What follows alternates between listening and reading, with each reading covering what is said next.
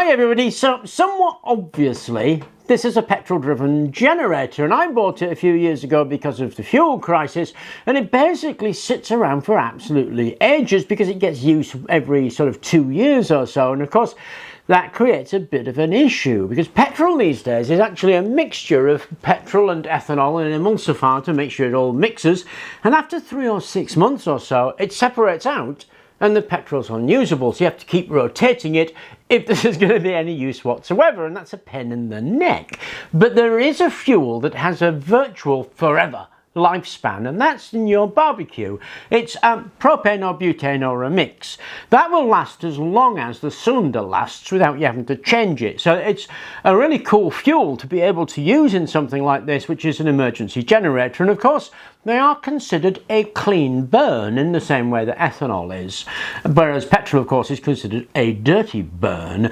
And the conversion of these is a huge misnomer actually, because the conversion is just ridiculously simple. I mean, you can buy kits, but the kits amount to metal plates with little spriggets on them where you can put the hoses without them dropping off. But right here is the air filter, and if I remove the air filter we have a sponge, take that away, and there is the actual carburetor. Now if I take my gas hose and just dangle it there and sellotape it on here, turn over the engine vacuum will pull the gas into the engine and the engine will run just Jim dandy. I mean, there's a difference in the air to fuel ratio that you have to introduce, but you can fiddle on with that by twisting the valve until you get the right ratio and it runs the engine beautifully.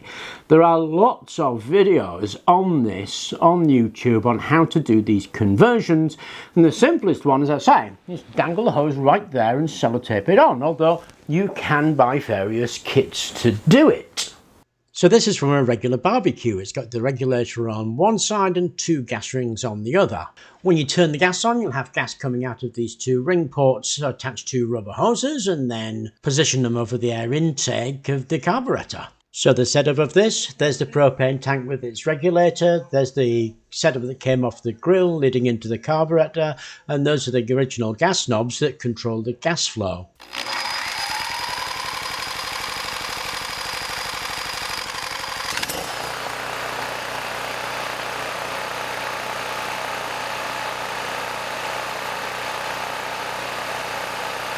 Now don't get me wrong, I'm not saying do it like that, I'm saying it's as simple as doing that, which is why all petrol cars can be converted to LPG, and why the LPG conversion isn't that expensive. And if you're more comfortable with buying an online kit, buy an online kit, but it really is that simple to be able to convert a petrol driven engine to a propane butane LPG engine. Of course they're still being driven by something that you burn, so what is the advantage of it? Well, it produces more energy, it's a safer fuel, and it's more flexible to use, but of course the bulk way that propane is made at the moment is from the liquid components recovered during natural gas processing, so it's essentially still a fossil fuel in that bag of horrible fossil fuels. And that was the state of affairs until the rise of biopropane.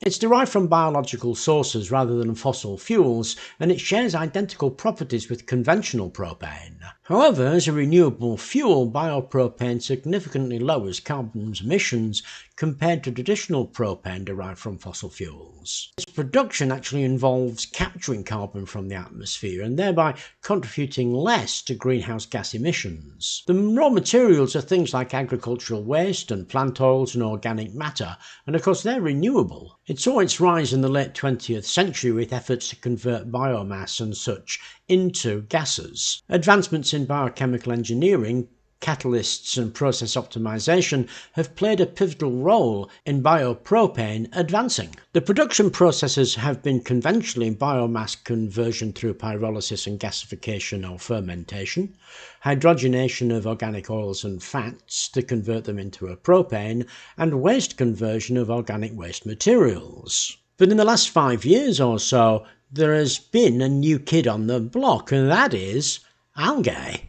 Algae are absolutely everywhere, and they're defined as a group of photosynthetic organisms that lack true root stems and leaves, so there's just a huge amount of them with an enormous range of properties and possibilities. Another source of biopropane arising is the use of bacteria. Scientists in Finland have used Escherichia coli to produce propane at commercial levels.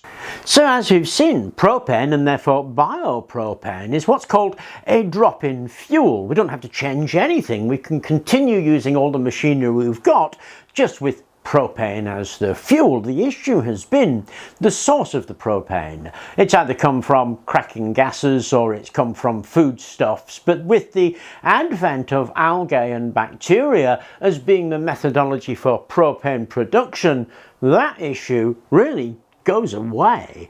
It's one of the reasons I don't particularly worry about these things, because we have so many valuable and viable technologies and ideas that people are working on all of the time to be able to overcome the issues that we think we've got.